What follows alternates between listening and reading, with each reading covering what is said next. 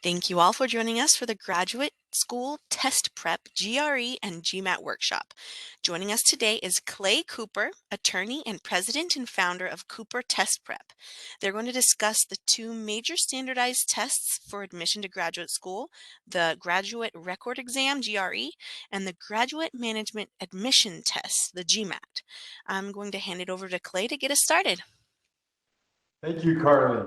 It's good to be here. Thanks, everybody, for joining us. As Carly mentioned, my name is Clay Cooper. I am the president of Cooper Test Prep. We are a local Las Vegas test prep company specializing in graduate school admissions tests. That is my area of expertise, especially. Let me go ahead and pull up my presentation. All right, so what I wanted to do today was talk to you all a little bit about the GMAT and GRE. I understand that a few of us are interested in either or both, potentially, of these tests. So I just wanted to give you a little bit of information about the tests, see if I can be helpful to you. If you do have questions, if anybody's in the room and does have questions as the event is going on, just go ahead and throw them in the chat window. I will keep an eye on it, and I'm happy to answer them as I go. All right, so without further ado, what we're going to do is for actually each test, both the GMAT and GRE, I will just tell you a little bit about the test. We'll talk about how its computer adaptive testing system works. And then if we have time, we'll do example questions in both the quantitative and verbal sections of each test.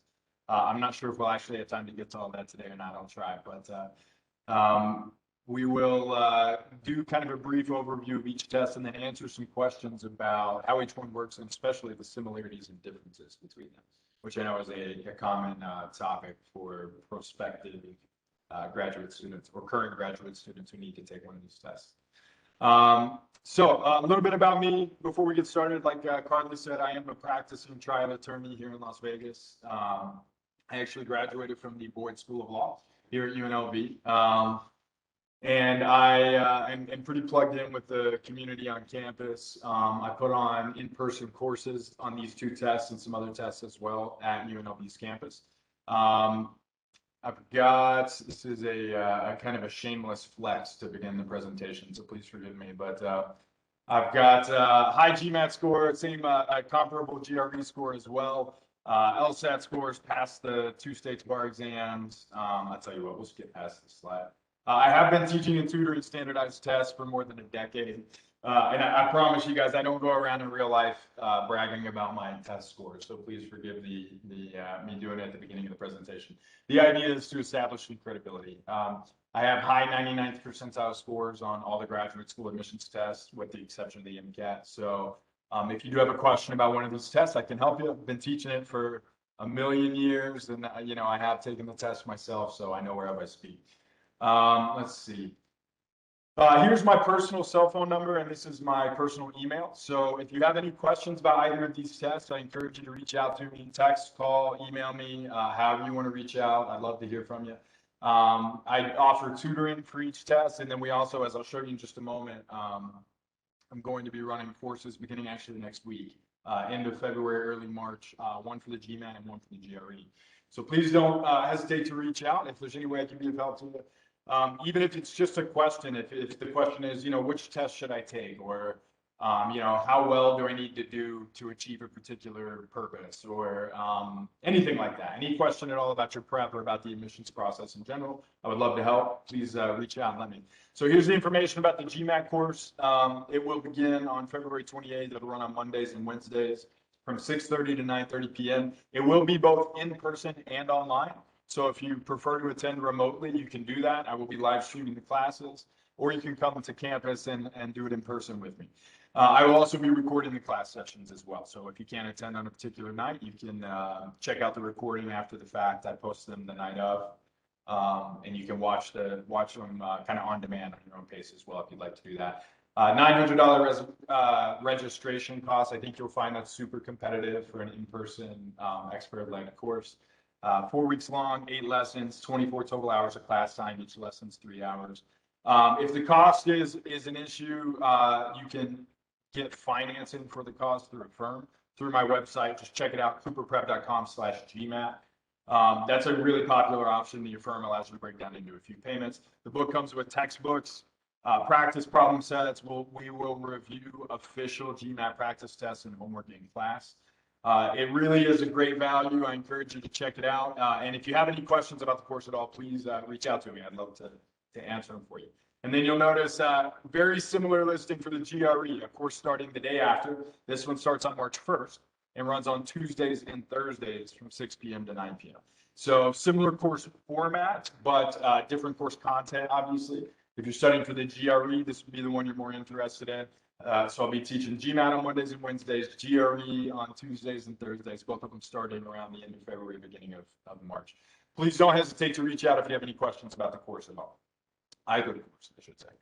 All right. You can also, if you just want me to send you a copy of my materials from this presentation, you can go to my website, cooperprep.com/GRA for Grad Rebel Advantage, right?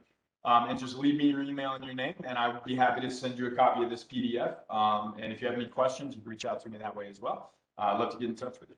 All right. So again, it's cooperprep.com/GMAT. cooperprep.com/GRE or cooperprep.com/GRE. All right. So let's talk a little bit about the GMAT. The GMAT used to be only a secure testing center administration. And I'm going to cover the GRE after the GMAT as well. So if you hear more for the GRE, stay tuned. I will actually touch on GRE topics as I go to just kind of compare and contrast them. But both tests can be administered remotely now. This is one of the I guess I hesitate to call it a silver lining of the pandemic, but whatever you want to call it. It used to be that you had to show up to the secure testing center to take the GMAT or GRE. Now each test offers the option of remote testing. You can take it in the comfort of your own home if you'd like. I actually do not always recommend that. Some people, I guess it just depends on what your home environment's like. If you've got family or kids or pets, or if there's a chance you might be interrupted in a way that would interfere with your ability to focus, it might actually be better to go in and take it in person, even though it's kind of a pain. It's easier to get on an airplane than it is to get into this secure testing center. They need like a blood sample and your background check, and they like call your mom and make sure that she knows you're there. It's crazy. You have to go through lots of different steps in security to get in, but it can be better than taking it at home if it'll help you focus more. So the GMAT consists of 4 sections: the analytical writing assessment, integrated reasoning, quantitative, and verbal. Interestingly, on the GMAT, you cannot skip, return, or change your answer to any questions, which is strange among admissions tests, among standardized tests in general. The GMAT restricting your ability to go back and answer questions or change your answers is unusual. The GRE does not operate that way. The GRE, you can go back and change your answers. If you are applying to the Lead Business School's MBA program, if you intend to apply to it, it's worth noting that the only 2 sections they look at are the quantitative and verbal sections. So you don't have to stress too much about analytical writing or integrated reasoning if you're looking to get an MBA from UNLV. If you're going to do that, then the section order I would choose if I were you would be one of these 2, in which you can do quantitative and verbal first, right? Mental fatigue is a very real phenomenon, which means essentially when I'm taking a long and intense and unpleasant standardized test, I will be sharper toward the beginning than I am toward the end. This isn't just Clay's opinion, by the way. There's like actual scientific evidence for it from people who actually know what they're talking about, not just me. But mental fatigue is a very real thing. So I would recommend if you are going to apply to Lead Business School, if these are the only 2 sections that matter for you, then I would choose one of these orders. That way you are doing the 2 important sections first while you're still sharp before you really start to hate your life about halfway through the GMAT. All right, here's the format of the test. The analytical writing assessment's 30 minutes, 1 question. You basically just analyze an argument and you give a written response. The integrated reasoning section is 30 minutes, 12 questions. It kind of requires you to take information from different sources like graphs, tables, text. You got to kind of synthesize that information to answer questions. But what we really care about are the quantitative and verbal sections. Quantitative might more simply be called the math section, right? And the verbal section is along the lines of reading and writing. We'll look a little bit more in detail at each one in just a minute, but notice that they're much longer. You have 62 minutes in the quantitative section to answer 31 questions, about 2 minutes, well, exactly 2 minutes per question. In the verbal reasoning section, you have 65 minutes to answer 36 questions. So slightly less than 2 minutes per question. And we'll talk about the pacing you should follow in each section in a minute. But first, let's give you the details of the quantitative section on the GMAT. The quantitative section on the GMAT is the monster under the bed for a lot of prospective graduate students. I have lots of students who hate or fear this section. And I have to say, I get it, right? A lot of us haven't maybe done difficult math since junior year of high school or something, right? And math, in my experience, I teach high school students all the way up to grown human adults who are pursuing graduate school or taking the bar.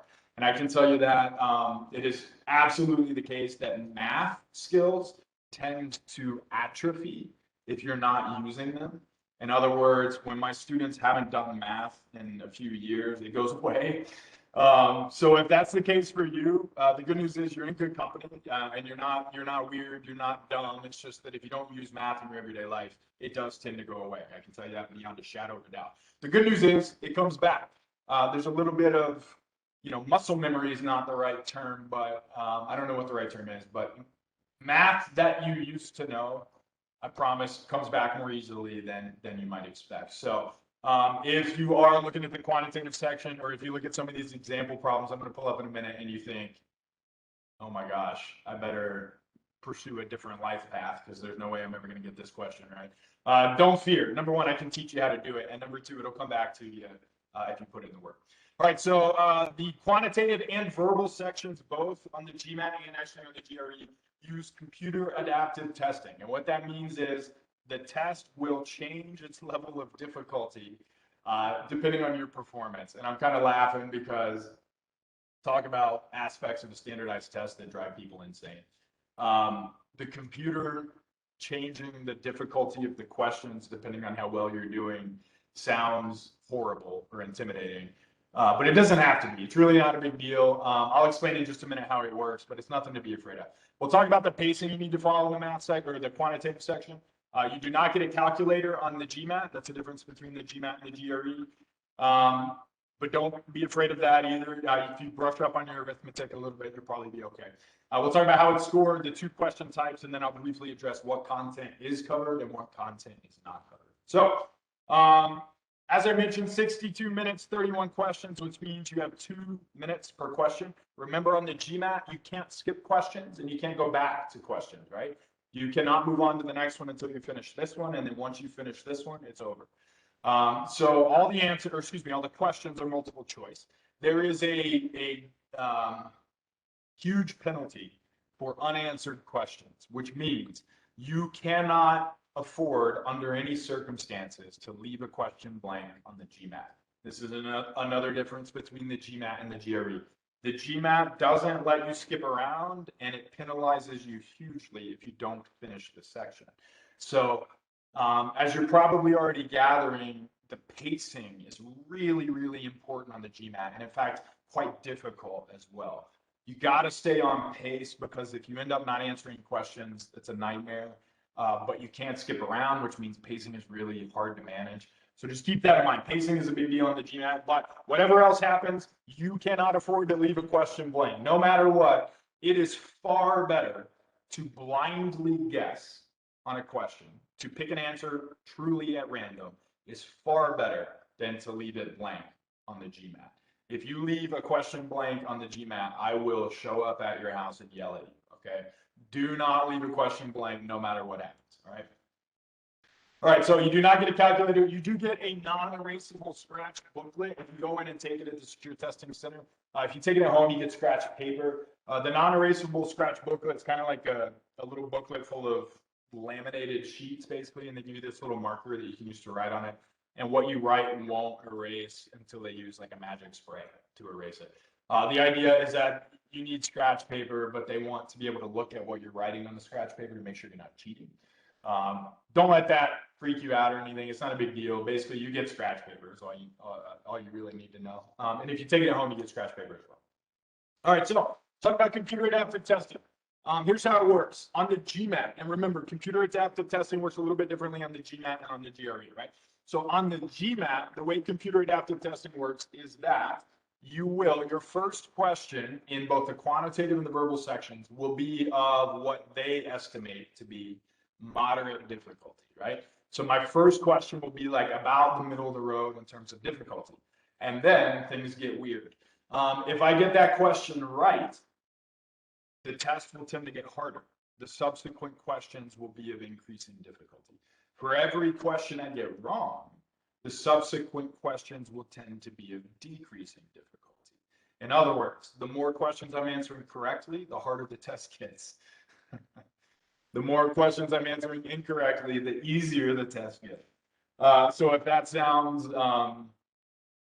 torturous, then it kind of is a little bit. But what that kind of means is that, number one, you're not going to get all the questions right. Just accept that right off the bat. Yeah, it doesn't matter who you are. Nobody gets all the questions right on the GMAT. Even people who get perfect scores do not get all the questions right on the GMAT. Okay, so we need to accept that, and that actually has very important practical implications. There are like actual strategic aspects of that we need to understand. I'll address that in just a minute. The main thing I want to say about computer adaptive testing, though, is like really do not worry about computer adaptive testing. Let me address what I mean by that. You're going to miss some questions. Your score on the GMAT, at least on the quantitative and verbal sections, will be dependent not primarily on how many questions you get right and how many questions you get wrong, but instead on, when the test increases its difficulty level until you're missing about half the questions, that's how it works. Where you top out, like how hard the questions are when you start missing about half of them, that is the primary determinant of your score, if that makes sense. So the test gets harder until you're missing about half the questions, or at least that's the idea of how it's supposed to work. It's far more complicated than that actually in real life, but this is the simple version. It gets harder until you're missing about half the questions, and then like however well you're doing or however hard it got when you reach that point, that's what determines your score, right? So the harder the questions get, the better you are doing, which means if it has occurred to you to miss questions on purpose to make the test easier, that is a very common thought. So let me first normalize that response. It's a very common thought, right? If the test gets harder every time I get a question right, maybe I should strategically or occasionally get a question wrong to keep things easier. I absolutely understand why someone might think that. The answer is hard no, all right? Never, ever, ever miss a question on purpose on the GMAT. It is not going to help you. It will hurt your score if you do that, okay? It may not hurt it a lot, but it will hurt it. And it does not make the subsequent questions easier enough to offset missing the question, if that makes sense. So if you kind of have no idea what I'm talking about, just take my word for it. I live and breathe these tests. I do it every day, all day. And I can tell you, it is never a good strategy, even on the GMAT, to miss a question on purpose. Don't do it, all right? It will hurt your score, I promise. All right, so don't do that. All right, I feel like we understand computer adaptive testing. One good aspect of computer adaptive testing is that it does allow the test to be shorter. If they didn't use computer adaptive testing, then to obtain as a similarly statistically significant measurement of your ability would require a much longer test, which is a fancy way of saying the test would have to be longer if they didn't use this. So in that sense, it is good that they use it. It also means that stupid mistakes don't hurt you as much as they might otherwise, right? So for instance, if I'm taking the SAT or the LSAT or even the MCAT and I miss a question, that's just a dead weight loss. That's points that I can never recover. That's not necessarily the case on the GMAT. Computer adaptive testing means that their assessment of your ability is based on a more flexible algorithm, which again is a fancy way of saying if you miss one question, if you drop a negative sign on a math problem, right? And if you miss a math problem via a stupid mistake, it's not going to hurt you as much on the GMAT as it would on a different test. And that's good. That should bring you some comfort. All right. Let's see. We've already gone over all that. So expect that the first question will be of medium difficulty. Also, if you get an easy question, that doesn't necessarily mean that you're never going to go to grad school, right? If you get an easy question, it doesn't mean you're doing poorly necessarily. They do sprinkle in easy questions or easier questions for every test taker. Not every question is of the same difficulty. Also, difficulty is subjective anyway, right? So even if you and I are scoring at the same level overall, what's easy for you might be difficult for me and vice versa. So don't overthink it. Again, computer adaptive testing is not what you should be paying attention to on test day, all right? Take my word for it. Do your best on every question, and beyond that, just trust that the system really does work. Oh, it is really important, though, that you know how to fail, and especially on the GMAT. Let me explain what I mean. And if you're the type of student who has very high expectations for yourself, or if you are a perfectionist, or you know, one of those types, remember that it is vitally important on the GMAT that you understand when to give up, okay? Because remember, there is a huge penalty for unanswered questions, and you can't go back to questions, which means if let's say I get a math problem, right? And I can't figure out how to do it. And I just but I'm so close to figuring out how to do it. And it's hard to move on. And I don't want to give up and guess because I'm going to figure out how to do it, right? And next thing I know, 10 minutes have gone by. That's a huge dead weight loss. That's 5 times as long as it was supposed to take you. You're going to lose all that time to answer subsequent questions. Even if you ended up getting this question right, getting hung up for that long absolutely hurts your score a lot. So you've got to know when to give up on the math section, right? Actually on the verbal section as well. You must know when to give up. You are going to miss some questions. You are. Nobody gets every question right on the GMAT. So accept that, digest it, meditate about it, right? Make your peace with it. And then be ready to give up and move on when you encounter a question you don't know. All right, cool. So let's talk about the pacing benchmarks you should use. Let's see, where'd they go? Did I skip it? Oh, here it is. So here are the pacing benchmarks you should use in the math or in the quantitative section. You have 2 minutes per question. There are 62 minutes to answer 31 questions. So memorize your pacing benchmarks before you go in on test day. Here's what I mean by that. You can't really afford, while the clock is running on test day, to be spending your time and mental energy trying to calculate whether you're on pace, if that makes sense. You need to be able to tell whether you're on pace or behind pace or ahead of pace without having to do calculations, because you got to reserve all your time and brain power for the actual math problems, right? Not calculations about whether you're on pace. So to that end, memorize these pacing benchmarks before test day. I've already given them to you. They're right there. These pacing benchmarks apply no matter what your expected score is. That's another benefit of computer adaptive testing. On a different test, in which all the questions are of equal difficulty for all test takers, the pacing benchmarks for an individual may vary depending on how well they expect to do. If you expect to get a perfect score, you got to maintain a certain pace. If you don't expect to get a perfect score, you might be able to cut yourself a little slack. On the GMAT, because the test adapts to your ability, these are the pacing benchmarks you should follow regardless of what your ability is. You got 2 minutes per question, measure them in chunks, right? So don't check your time after every question. That's a waste of time. Instead, maybe finish 8 and then see if 16 minutes have elapsed. Or more practically, finish 8 and see how much time is remaining. Does that make sense? Because this will be what the timer shows you in the app they use to test it, or to administer the test. That's an easier way to think about it. So memorize these pacing benchmarks. Again, if you want a copy of these slides, hit me up. You can either text, call, email. Again, I think a couple people joined us late. So that's my cell number. My email is clay@cooperprep.com. Get in touch, and I'm happy to send you these slides. And you can make use of them. There's example problems in them as well.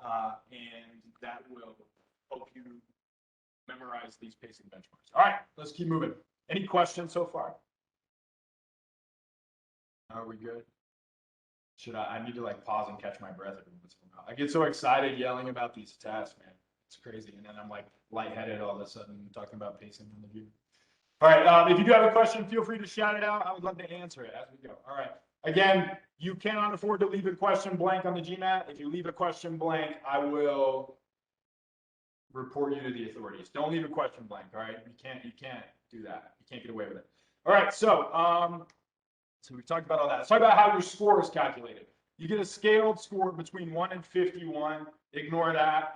Well, you don't have to ignore it, but if you look at that and think, what on earth does that mean? That's a great question. It has no inherent meaning. It's an entirely made up number. Don't stress about it. Your percentile score actually is pretty important.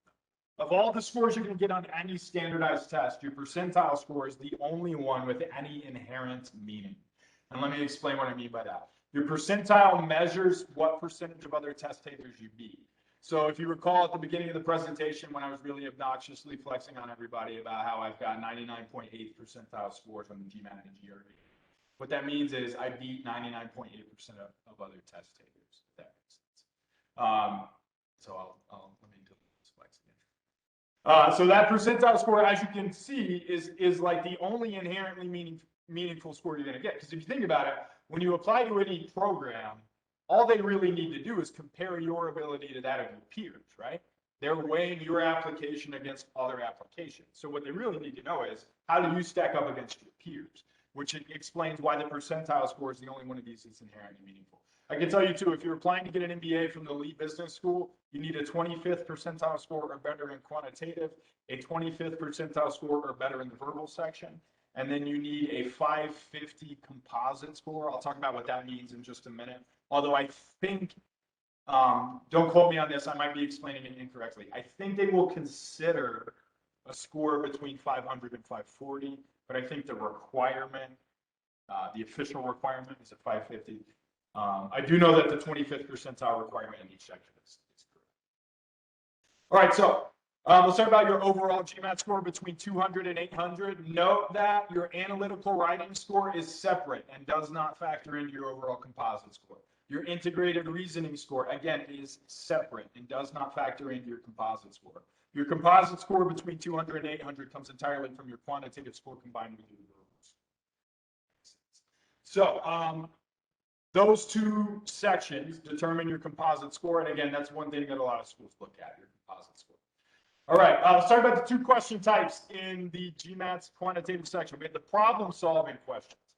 Problem-solving questions are nothing to worry about in themselves because these are the same types of questions you've been answering since, first or second grade when you started doing math questions.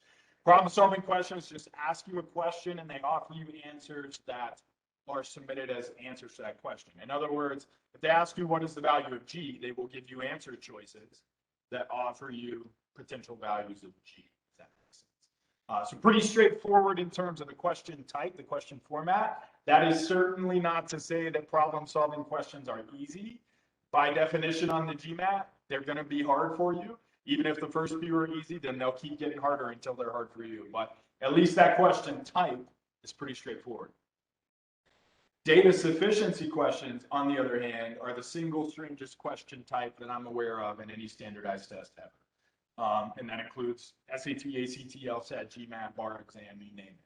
These things are crazy bizarre, all right? We'll look at a couple examples in a minute, but basically a data sufficiency question in the quantitative section will give you some information, then ask you a question. Interestingly, the answer to that question doesn't matter. It's not the focus of the problem. They'll give you some information, they'll ask you a question, and then they'll give you two additional statements.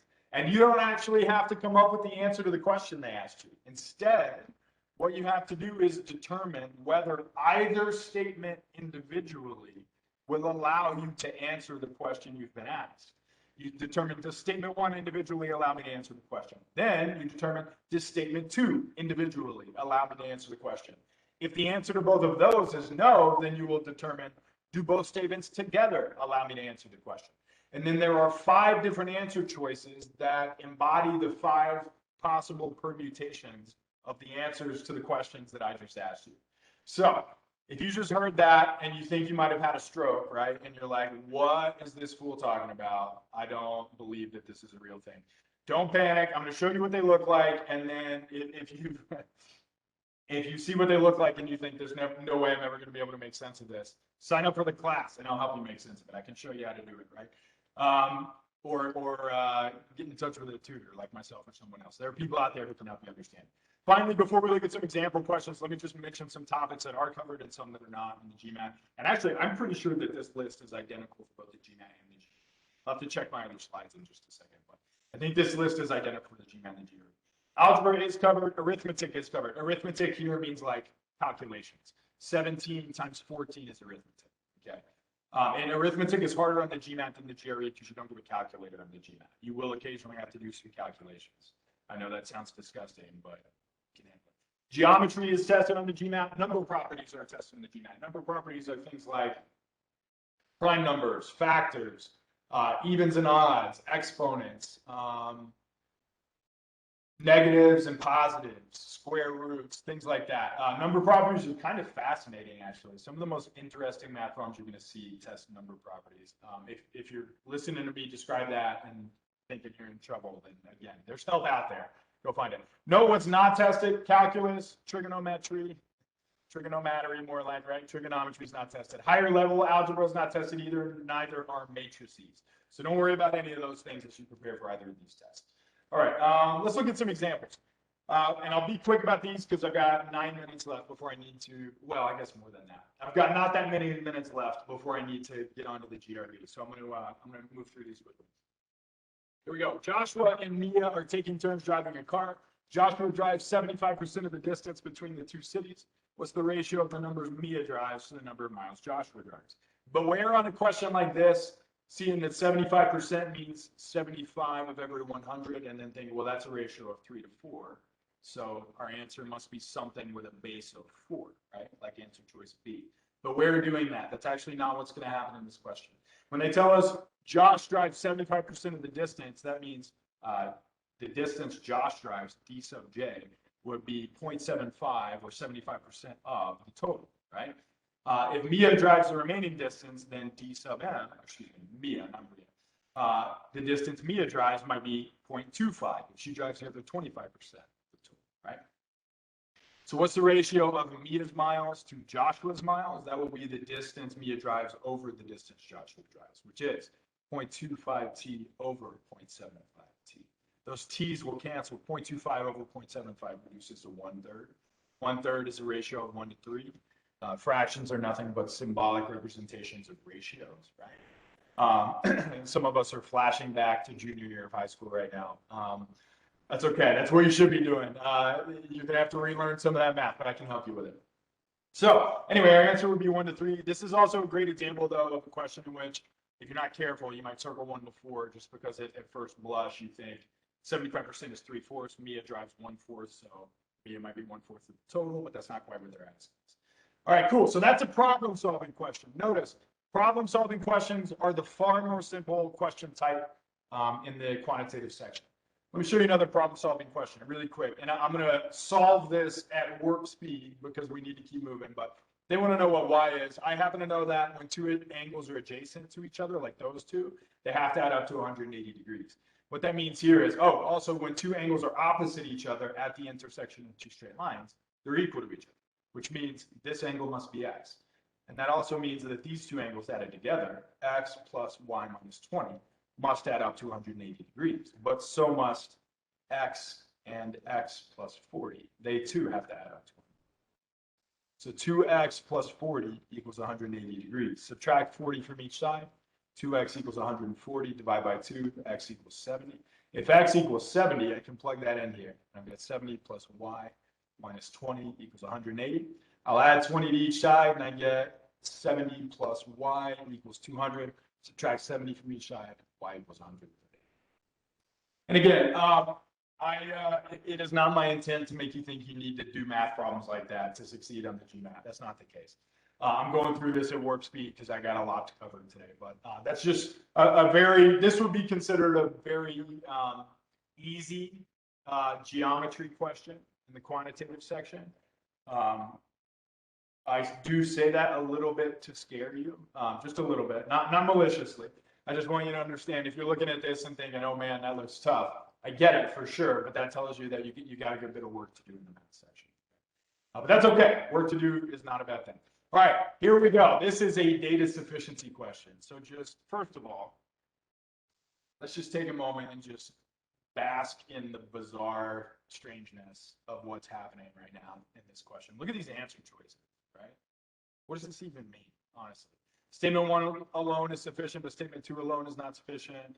Each statement alone is sufficient. Both statements together are sufficient, but neither statement alone is sufficient. If you're looking at this and thinking that you're in trouble, again, I can help you figure out how to do it. Get in touch, sign up for the class, do some tutoring, whatever. I can help you figure out how to understand this. I'm going to show you how to answer it. The procedure that I teach for answering a data sufficiency question begins with writing the following out to the side, 1, 2, and T. You're going to see what that means in just a minute. The first question we have to answer is, can we answer this question? What was the original price of the shirt? Given only what we're told in the original information and statement 1, if that makes sense. The first thing we have to answer for ourselves is, can we figure out what the original price of the shirt is, knowing only that X equals 10? If the price of the shirt was increased by X% and then decreased by X%, what was its original price? So I think what we have here is 2% changes. But even if you're good at doing percent changes, you might still be totally lost on this question. So let me show you how the percent changes are going to work. I'm going to use the following variables. PO for the original price. We'll call it P1 for the price after the first change, and P2 for the price after the second change. P2 will be our final price. Okay. So let's relate these variables to each other. If the price of the shirt increased by X% to begin with, that means the first change saw the original price get multiplied by 1 plus the percent by which it changed over 100. This is how you change a quantity by a given percentage. Okay, I can teach you that in my class how to do that, but that's the equation you need. Now let's relate the subsequent or the final price to the second price. The final price, P2, is what you get when you change the middle price, P1, by reducing it by X%. How do you reduce a quantity by X%? You multiply it by 1 minus X over 100.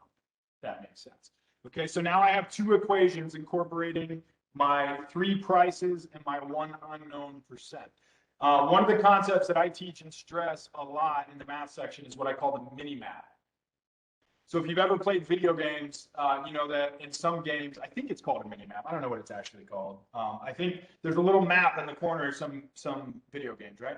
And that map, I think, and obviously I'm outing myself as not a gamer here, but I think that map is intended to like help you keep an eye on what's going on, right? Keep an eye on your surroundings. It is to help you stay oriented.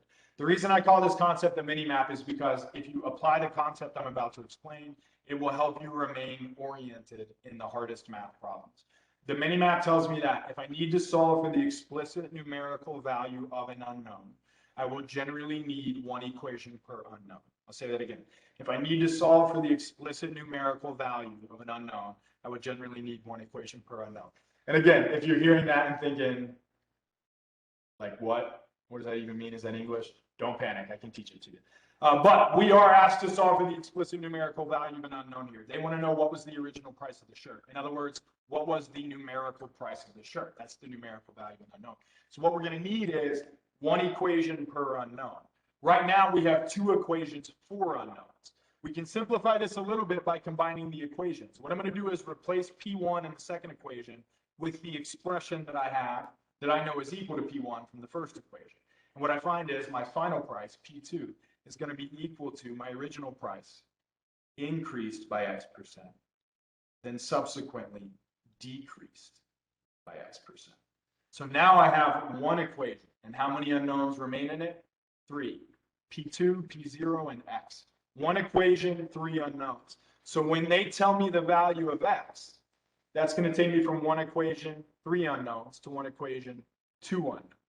But 1 equation, 2 unknowns is not enough to solve for the explicit numerical value of either of those unknowns, which means I cannot answer the question of the original price of the shirt based solely on the information that the percent change was 10, if that makes sense. Statement 1 alone is not going to do it. Now, in the process I teach, we now forget about statement 1 and we look only at statement 2. Statement 2 tells me the new price of the shirt is $9.90. Well, now considering my same equation, this equation kind of captures everything I know about this situation, right? Considering that same equation, we still have 3 unknowns, 1 equation, right? If they tell me what the new price of the shirt is, that will replace P2 with a numerical value, which will again reduce my number of unknowns to 2. But remember, in a data sufficiency question, we no longer have the information that X is 10. That has gone away, right? We are now evaluating whether we can ascertain the original price of the shirt, knowing only that the final price was $9.90. So 1 equation, 3 unknowns. Even if you tell me the final price, that only reduces it to 2 unknowns. Still not enough equations for my unknowns, which means I cannot answer the question on the basis only of statement 2 either. But the third question you have to answer in the process that I teach for a data sufficiency question is, now considering both pieces of information, can I answer the question of what was the original price of the ship? I've still got one equation, three unknowns. But if you tell me what X is, that takes it down to two unknowns. And then if you tell me what the final price of the shirt is, I now have one equation, one unknown. I can solve that, which means I can tell you what the original price of the shirt is as long as I know both of these things. So I can answer them together. I cannot answer it on the basis of statement one alone or statement two alone. However, it is the case that both statements together are sufficient and neither statement alone is sufficient. So that was intense, right? Feel free to, take a nap if you need to. I get it. This would be considered, and again, I say what I'm about to say kind of to scare you a little bit, but not maliciously. I'm just trying to make you appreciate the nature of what's in front of you. This would be considered a very middle of the road question in the GMAT quantitative section. Notice that the difficulty of the question type itself, like the difficulty of the question format, doesn't even factor into whether they think this is a hard question. They assume that you can handle the question format. And the actual 2% change concept being tested here is not a big deal. That's middle of the road, or maybe even a little bit less than middle of the road in terms of difficulty. So make sure that you put in the work you need to get good at the quantitative section. And then take a look at this one. Actually, we don't even have to solve this. We don't really have time, but I think it's fascinating. And it's very Las Vegas, right? Look at this. In the multiplication problem above, each of those symbols represents a positive integer. What's an integer? No, I'm just kidding. It's what we talk about as a whole number, basically. If diamond is less than club, what's the value of club? Can we answer that if we know that spade is 12? Can we answer that if we know that diamond is greater than 2, right? So this is a little bit nauseating, but it's fascinating. And again, it is very Las Vegas, right? All these card suits. Cool. All right, so let's talk about big picture tips for the quantitative section. Know what's coming. Truly, there is no excuse for being surprised on testing, okay?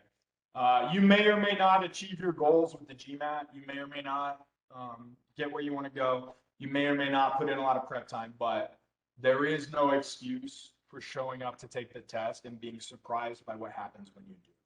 Everything about the GMAT is published well ahead of time. You can get in touch with a nerd like me or some other nerd. There's lots of us, right? And we can help you understand what you're facing in the test. There really is also no excuse for being uncomfortable on test day either. You can mimic the real testing conditions very accurately ahead of time, which means although they are unusual and weird, you can mimic them ahead of time and get comfortable with the actual experience of taking the test. So there's really no excuse for being uncomfortable on testing. You need to pinpoint what you know and what you don't. If you don't know your exponent rules, you need to know your exponent rules. If you don't know the 16 uses of a comma, you need to know the 16 uses of a comma. If you think that sounds like I'm making it up, I promise I'm not. It's a real thing. If you don't know how to use a semicolon or how to use a colon or how to create and fulfill a sense of expectation on the left and right sides, respectively, of a colon, this is information you need if you want to succeed on the test, okay?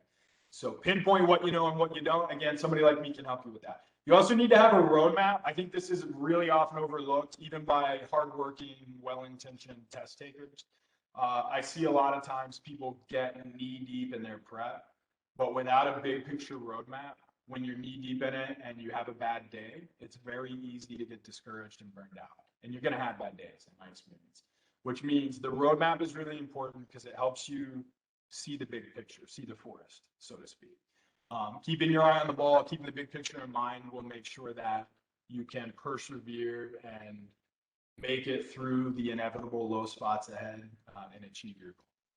Have a roadmap, make sure you see the forest. Again, that's actually like the first conversation I have with my students, my tutoring students, is we sit down and we talk about goals, we talk about what it's going to take to get there, and we talk about a roadmap. How are we going to get there, right? That's really important. Even if you don't work with me, if you don't work with anybody, do that for yourself. You don't need life advice from me, so I'll try and dial it back from giving you life advice. But I can tell you in test prep, this is a really important tool to help you keep from burning out. All right. I would also say treat it like a job. My guess is that most of us who are on this meeting or watching the recording are either,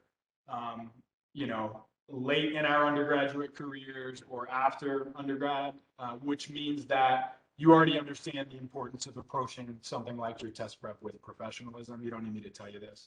I can tell you, though, that my students who have done the best job of treating their prep like a job, they are the ones who see the best results consistently. That's been the case for all of the million years that I've been doing this. The ones who treat it like a job, they get what they want, usually, in my experience. And then don't reinvent the wheel. So let's flash back. If you look at this and you try to bootstrap your way into understanding this, you are wasting time and energy, okay? And I'm not even saying you need to pay me $900 or pay anybody to do anything. Even if you don't use any kind of commercial prep resource, there are free prep resources that can help you understand how to get where you need to go, okay? So don't look at a problem like this and try to figure it out on your own. The smartest people in the world are really good at recognizing when they would benefit from getting help, okay? And I can tell you, this is my area of expertise, and virtually everyone would benefit from getting help on this kind of thing. I benefited from getting help on this kind of thing when I was preparing for the test myself. Cool. All right. So don't be afraid to reach out and get the help you need. Don't reinvent the wheel. Rely on the expertise of nerds like myself. All right. So with the verbal section, we've actually already gone over almost all of this, so I'll zoom through it. The timing is slightly different. You have slightly fewer seconds per question, but it still comes out to almost 2 minutes per question in the verbal section. Interestingly, though, pacing is a lot more complicated in the verbal section because not all of the questions in the verbal section take the same amount of time, if that makes sense. In other words, there are like reading comp questions, there are critical reasoning questions, there are sentence correction questions. Sentence correction questions you should expect to get through pretty quickly. Critical reasoning questions you should expect to, they'll take longer than sentence correction, but maybe not as long as reading comp. And then reading comp, it'll be like a passage and then 3 or 4 questions that follow it.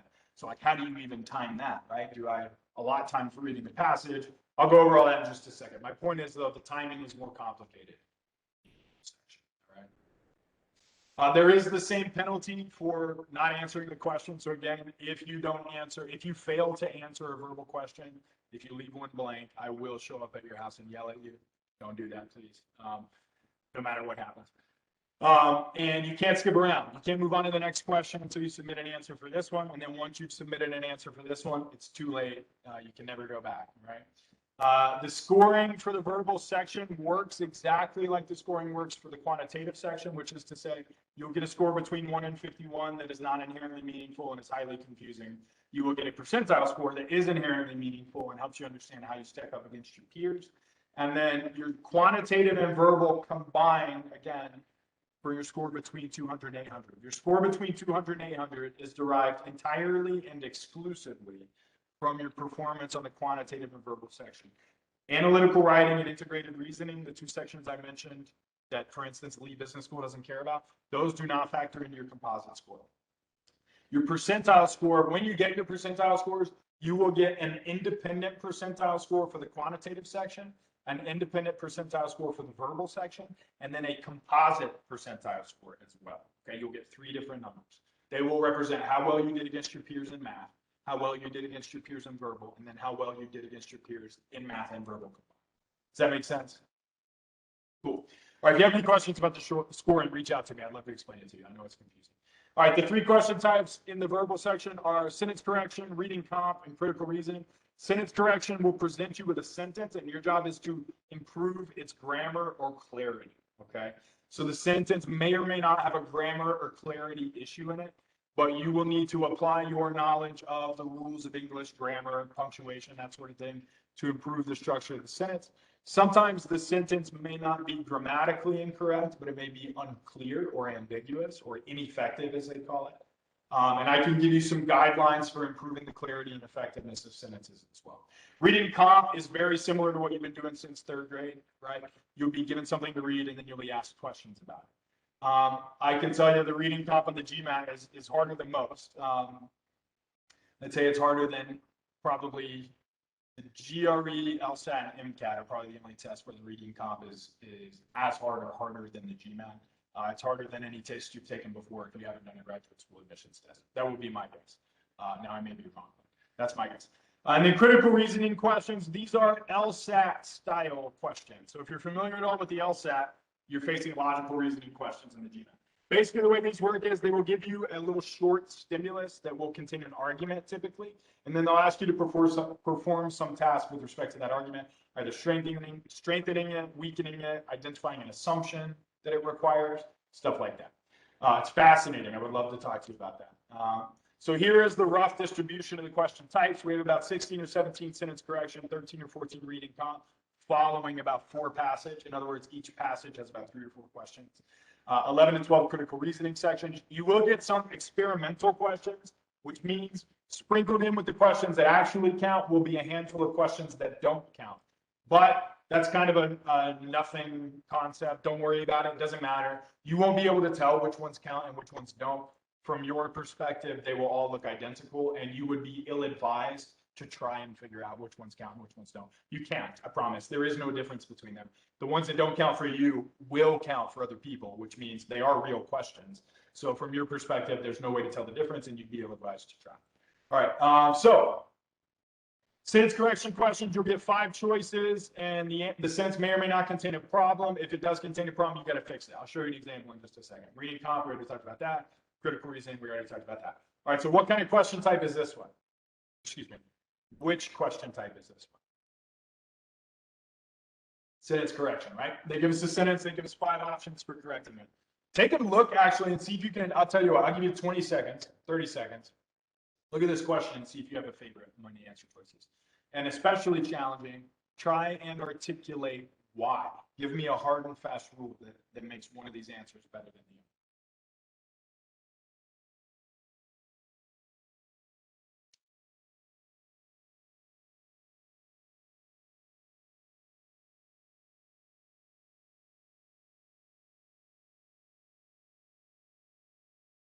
All right, so let's take a look. Why is one of these answers better than the others? Answer A actually is correct. This answer, or this sentence is correct the way it's written, and here's why. We have here a comparison error. Right? Comparison error is when the sentence compares or contrasts 2 items that are not literally comparable. In other words, my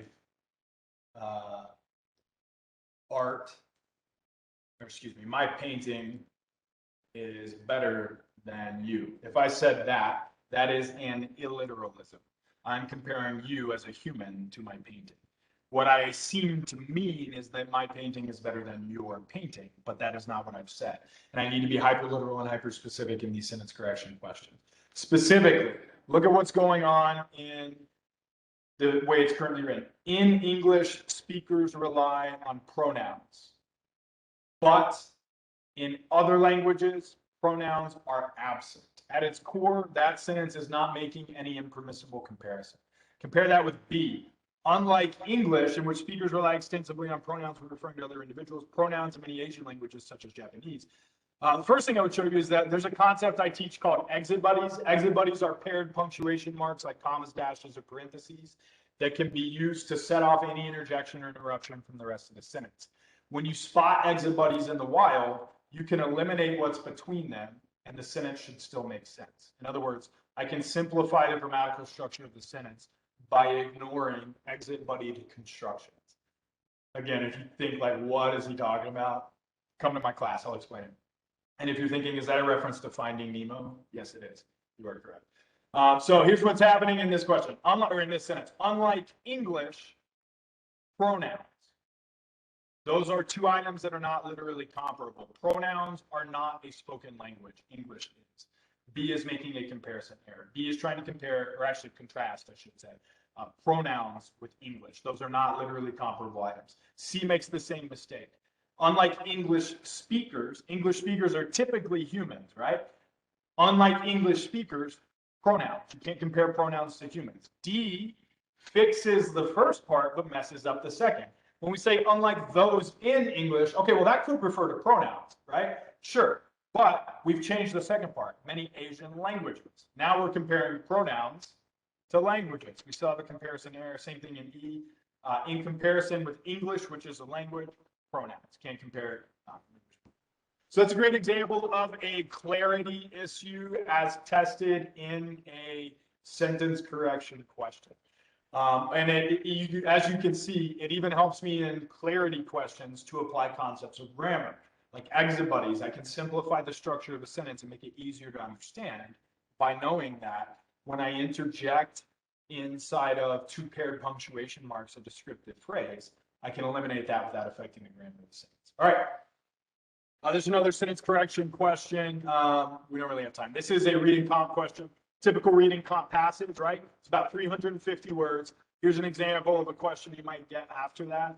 We don't really have time to go through it in detail today, but if you want to work on reading comp, again, get in touch with me, sign up for the class, do tutoring, or just text me or something. We'll talk about it. Cool. Here's a critical reasoning question. I love these.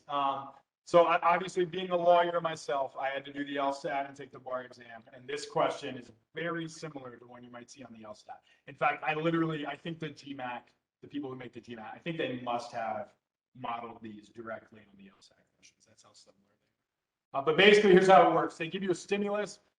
Typically, the stimulus will contain an argument, and your job is to perform the task they've asked you to perform with respect to that argument. So here, graduates from one of the top 20 universities in the nation receive a much higher starting income on average than graduates from other universities.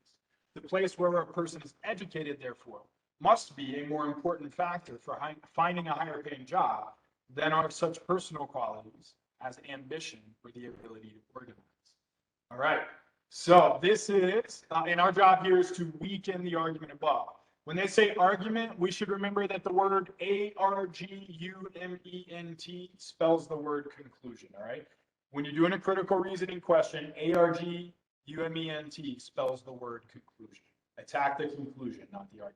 So what is our conclusion? Well, it's typically identified by a conclusion indicator word, in this case, therefore. The place where you're educated is more important than other qualities like ambition or organizational ability. That is our conclusion. Tell me, do you believe this conclusion? And note that I don't care whether you believe it's a true statement in the real world. That is irrelevant. What I care about is, do you think they have proven it in the microcosm of this question? Given the only piece of evidence they gave us, the graduates from the top 20 schools get a lot of starting or a higher starting income. Do you believe that they've proven that education is more important than personal qualities? If you're looking at this and thinking it sounds plausible, then that's absolutely understandable. One of the skills that I'm going to teach you is how to spot and poke holes in arguments, because poking holes in arguments is the way we attack critical reasoning questions. Even when our job is to fix those holes or identify an assumption underlying those holes, you can still attack it effectively by poking holes. This is a classic causal error, okay?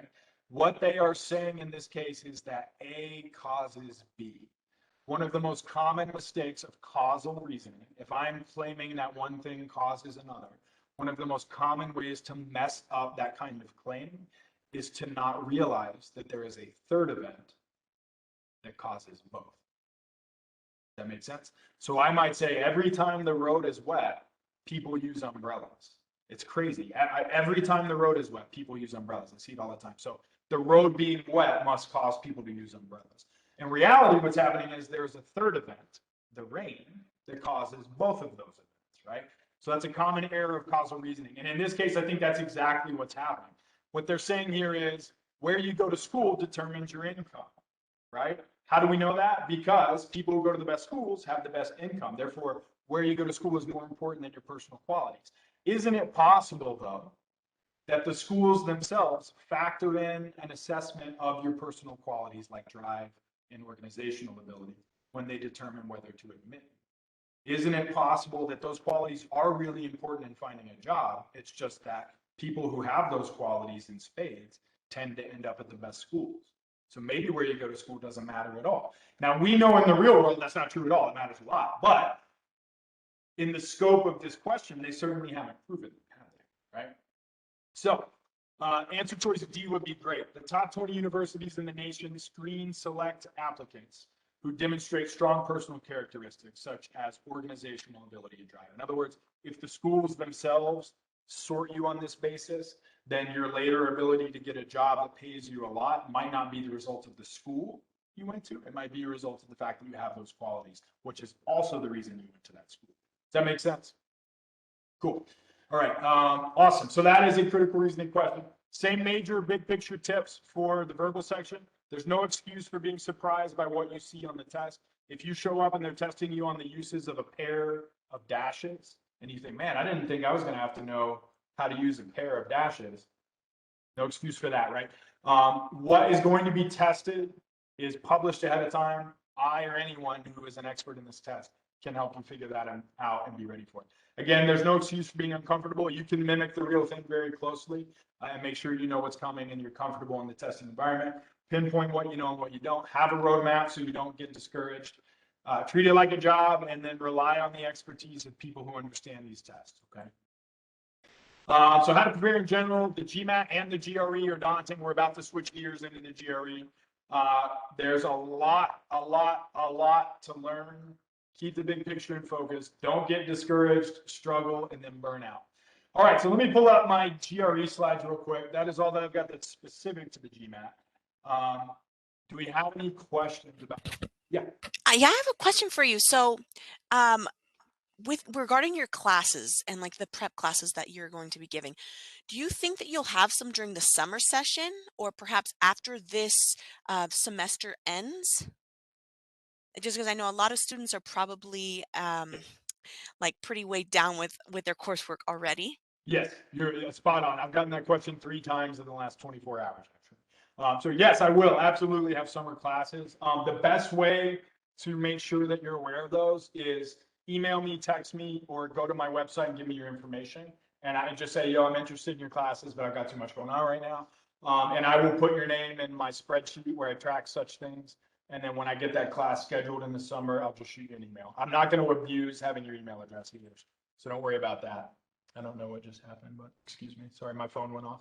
I apologize. So yeah, give me your, somebody must have just given me their email, right? Give me your email. You can text or call again. It's clay@cooperprep.com. That's my personal email address. This is my personal cell phone number. Text me or call me. Or go to cooperprep.com/GRA. Give me your email address, your name, and then say in the comment, I'm interested in later classes. Cool, and you can do that at any time. So if you're watching this on a recording, you can still do that. It'll still be up. All right, let's talk about the GRE. I've already gone through a lot of this.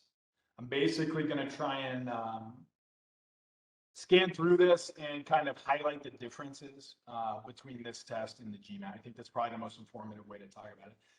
Section level adaptation is the GRE's analog to computer adaptive testing. Actually, computer adaptive testing is the generic term for the category of algorithms of which section level adaptation is a part.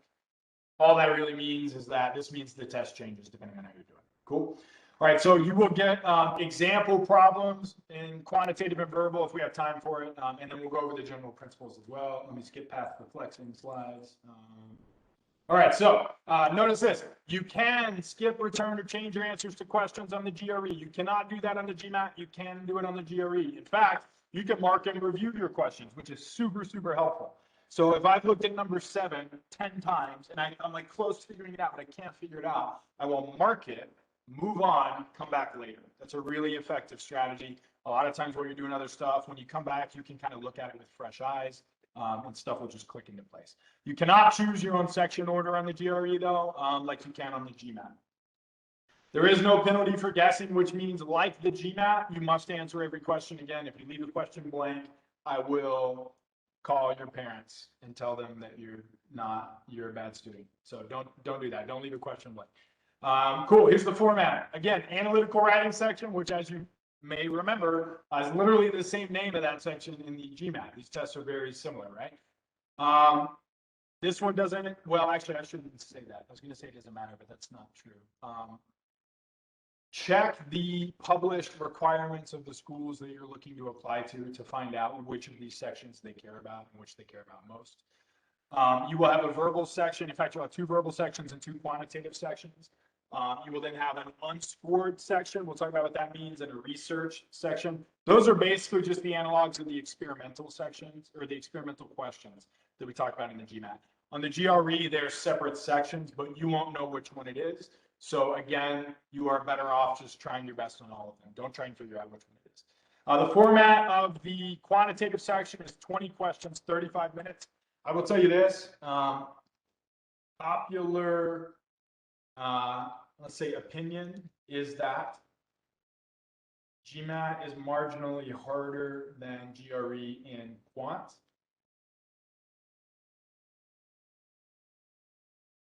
Can't spell it out. Quantitative.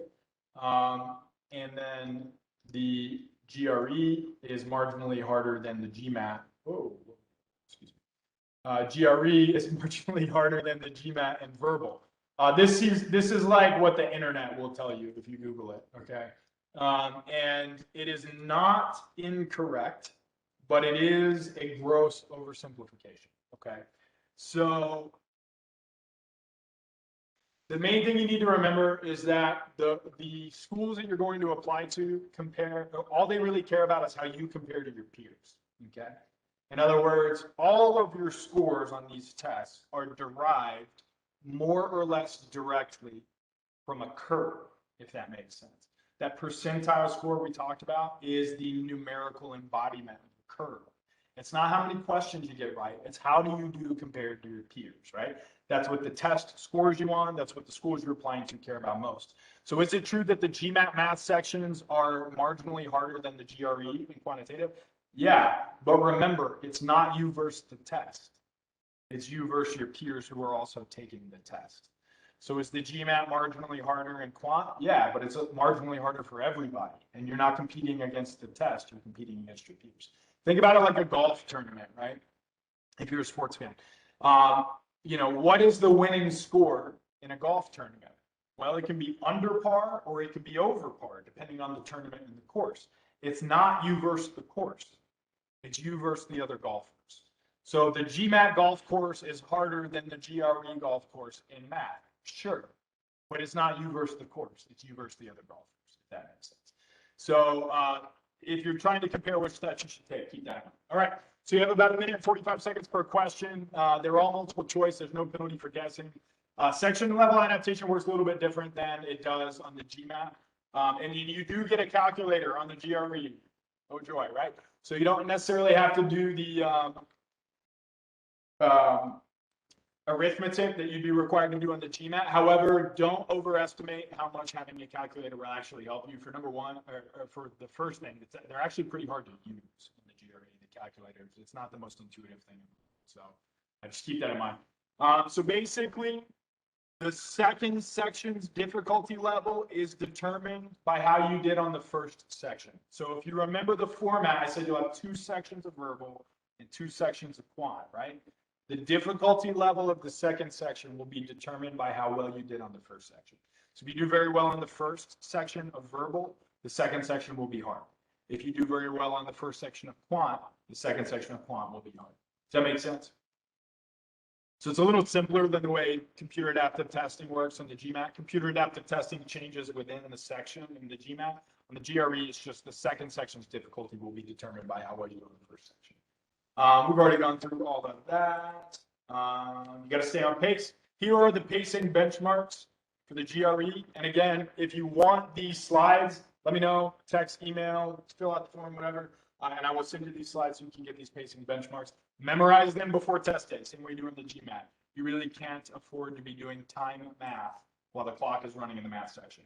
Your quantitative scaled score will vary between 130 and 170. It represents your performance in this section at an absolute constant scale, although that scale is not inherently meaningful. If you're wondering why does it start at 130, the answer is there is no reason, it's entirely arbitrary. If you're wondering why it stops at 170, the answer is, you guessed it, there is no reason, it's entirely arbitrary. What number actually matters? Your percentile score, same way it does with the GMAT. Okay. All right. Quantitative comparison. These question types are a little bit unusual, but they got nothing on data sufficiency. I can tell you that.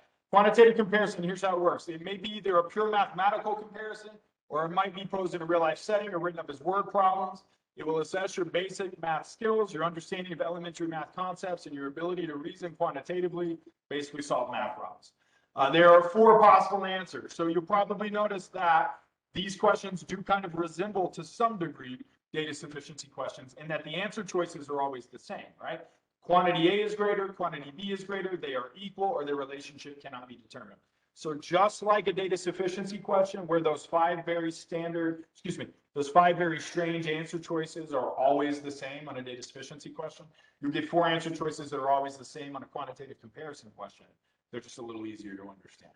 You got to master the format, though. Again, you can't afford to be struggling to understand the format on test day. A multiple choice question is the straightforward kind that you're used to. Excuse me, I'm sorry. The quantitative comparison question is multiple choice. I misinterpreted what my own slide said there. Cool. All right, and then you've got numeric entry questions. Numeric entry questions require you to enter a numerical quantity. This is kind of like the student-produced response questions on the SAT. If you took the SAT and you remember that question where you have to write in numbers and then bubble in the corresponding bubbles, this is similar to that, although the format is different. You'll be typing in your answer. But you'll get a single answer box or fractions and 2 answer boxes if that's what the question requires. All right. Notice that the list of topics covered and not covered is identical to the GMAT. Covered are algebra, arithmetic, geometry, and number properties. Not covered are calculus, trigonometry, higher level algebra. Here is a great example of a GMAT multiple choice quant question. Gotta love these. We got to select all of the answer choices that apply. Notice that there may be more than one. See how the all is bolded and underlined, right? This is a real GRE question, by the way. Did I just say GMAT? I think I might have said this is an example of a GMAT question, but I tell you what, if that's the only time in this whole hour and a half when I say the wrong test, then I will be satisfied. Anyway, this is a GRE question. You can select more than one answer and more than one answer that applies, all right? It could be as few as one or as many as all 4 of the answer choices. If the length of 2 sides of a triangle are 5 and 9 respectively, which of the following could be the length of the 3rd side of the triangle? And if you're looking at that and thinking, I don't know. Let me show you. This is called the triangle inequality theorem. Triangle inequality theorem says the 3rd side of a triangle must be less than the sum of the other 2 sides or greater than the difference, and greater than the difference between the 2 sides. No, sorry, or wait, yes, and greater than the difference between the other 2 sides. Let me draw you a picture. That'll make it a lot clearer.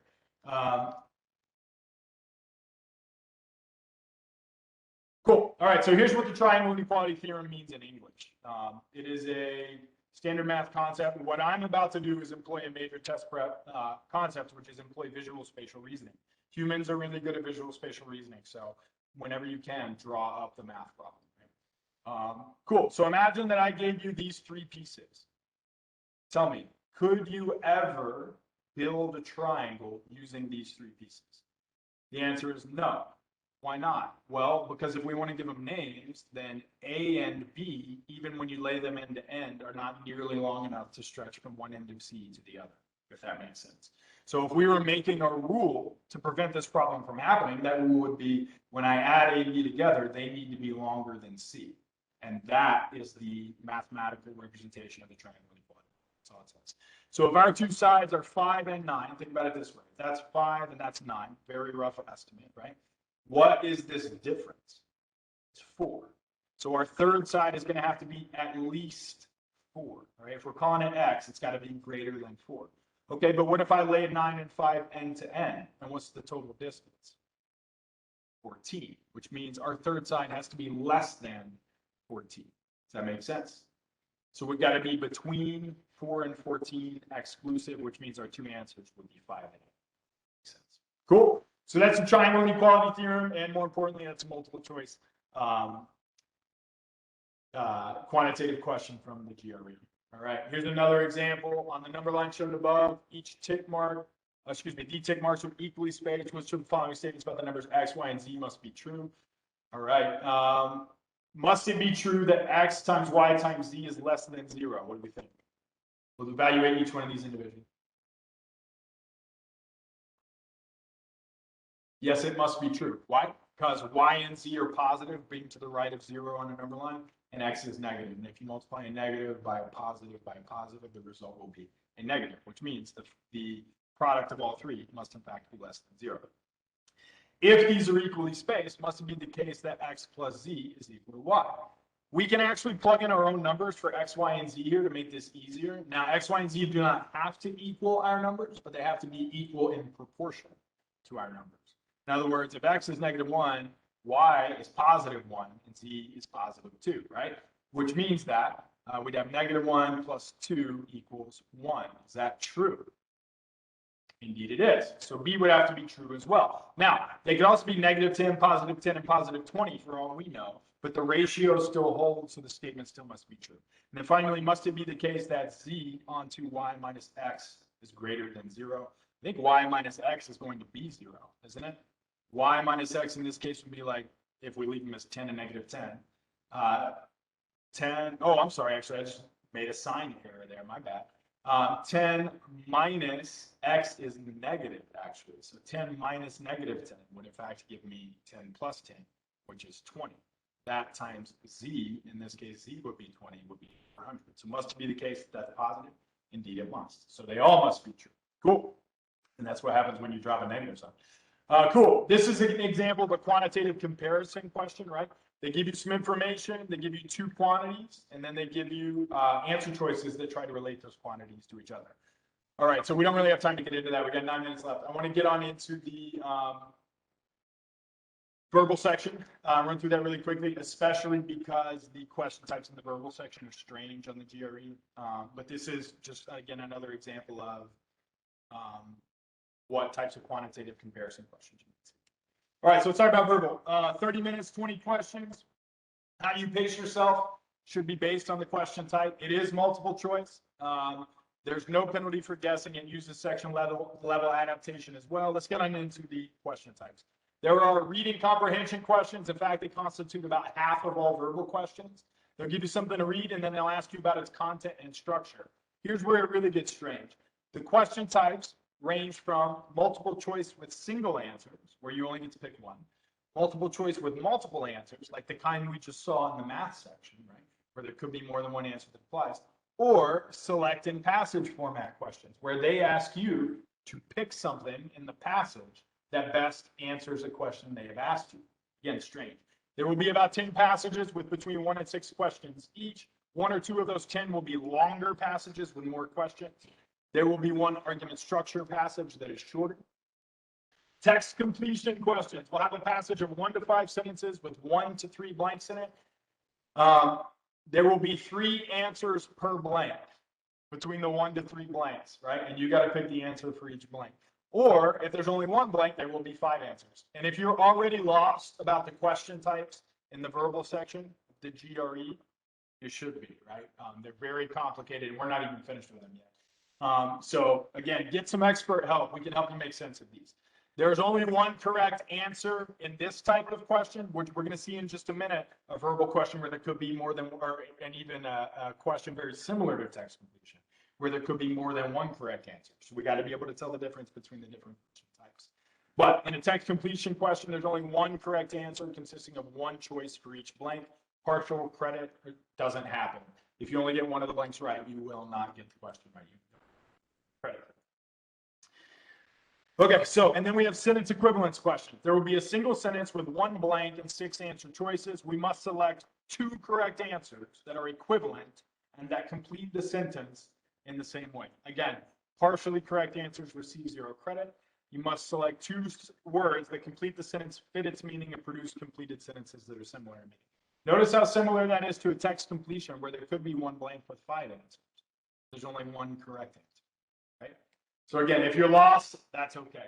Here's a great example of the reading comprehension format and a pretty straightforward question type in reading comprehension where they're asking you about the primary purpose of the passage. You guys tell me, what type of question is this? Got text completion or sentence equivalence, right? Actually, I'm sorry, this is just a reading comp. That's just a multiple answer reading comp question. Yeah, and this is a multiple answer reading comp, or excuse me, a single answer reading comp question as well. Cool, so here, what do we call these? It looks like sentence equivalence, doesn't it? But it's not. This is a text completion question. We've got 2 blanks, 3 answer choices for each blank. These words' meaning will be different. The correct answer for each blank will be different in meaning, but you have to get both of them to get the question correct.